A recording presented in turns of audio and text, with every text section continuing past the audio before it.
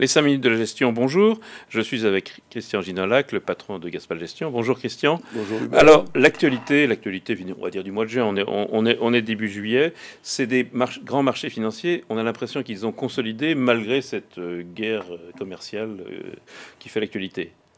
Alors, c'est vrai qu'aujourd'hui, Trump scande la partition de quelque part aussi des bourses mondiales.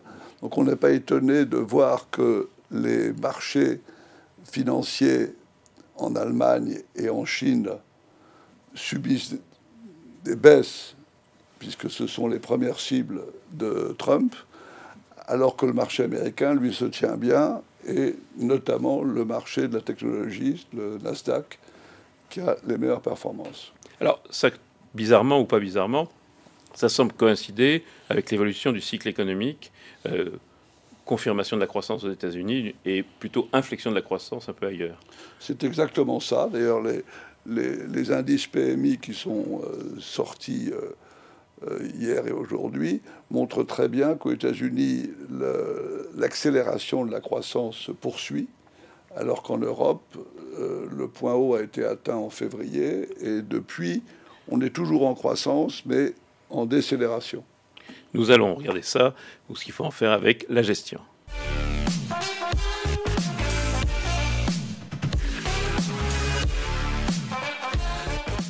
Alors Christian Ginolac, la gestion, c'est pas si facile ces années.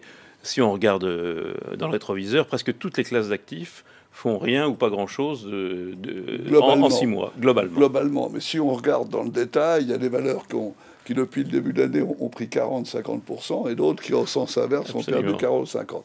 Donc, il faut savoir choisir les bonnes valeurs. Oui, où est-ce qu'on trouve du rendement, de la performance? Alors, il faut essayer de se raccrocher à quelques éléments que l'on peut penser être durables. Moi, j'en ai sélectionné 2. Le premier, c'est notre conviction, c'est que le pétrole va durablement rester à des niveaux qui sont élevés, même si on ne va pas aller vers des niveaux très très hauts, mais déjà si on reste aux alentours des 70-80, c'est remarquable. Deuxième élément, c'est que l'écart des politiques monétaires aux États-Unis et dans le reste du monde, et notamment en Europe, devrait favoriser une bonne tenue du dollar.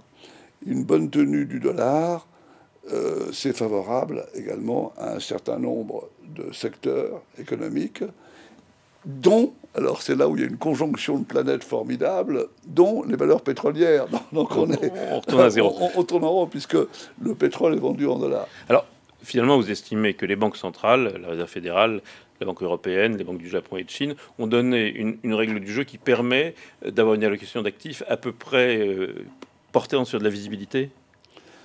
La visibilité, malheureusement, est faible à cause de M. Trump, puisqu'on ne sait pas quelle va être sa prochaine attaque.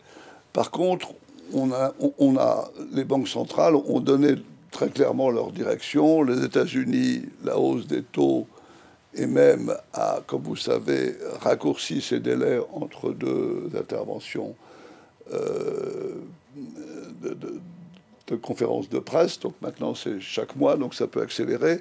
En Europe, on est clairement vers un statu quo sur les niveaux des taux d'intérêt pour encore un certain temps. Alors cet environnement sous influence politique, on va dire, ça donne quelle allocation d'actifs dans votre fonds patrimonial qui est le plus large? Alors, globalement, sur un an, si on regarde l'évolution, on a quand même réduit notre exposition aux actions. On était à près des 2/3, on est à 50% aujourd'hui. Pourquoi? En partie, comme on a dit, parce qu'on vit dans un monde où c'est le politique qui influence beaucoup l'économique, et le politique, on a beaucoup de mal à prévoir ce qui va se passer.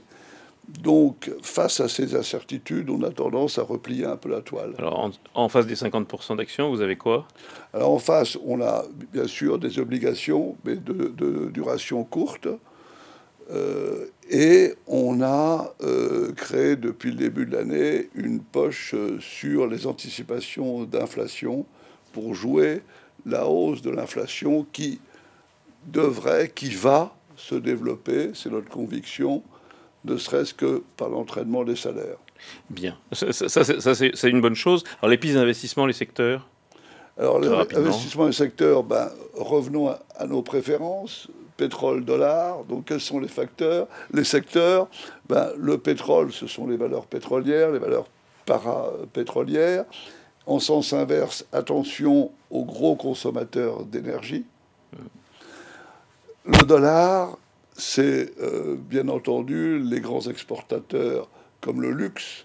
Le luxe, c'est l'archi-valeur dollar, puisque l'essentiel est fabriqué en Europe et est exporté pour beaucoup en zone dollar.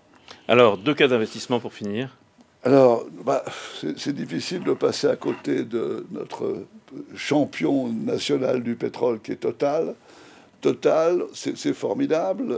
Ils sont calibrés sur un baril à 50, on est à 75. Presque 5% de rendement. Un rendement qui ne baisse jamais, d'ailleurs, un dividende, pardon, qui ne baisse jamais. Et une forte croissance des résultats, puisque cette année, 50% de hausse. Et le dernier cas d'investissement? Alors, la techno, parce que la techno, c'est ce qui tire aujourd'hui l'innovation et le monde, et une valeur qui a subi un revers il y a un an très fort, qui est Ingenico, et qui, à notre avis, conserve un très gros potentiel de croissance, à la fois des résultats, et qui, pourquoi pas, pourrait susciter des convoitises. Merci Christian. Au revoir.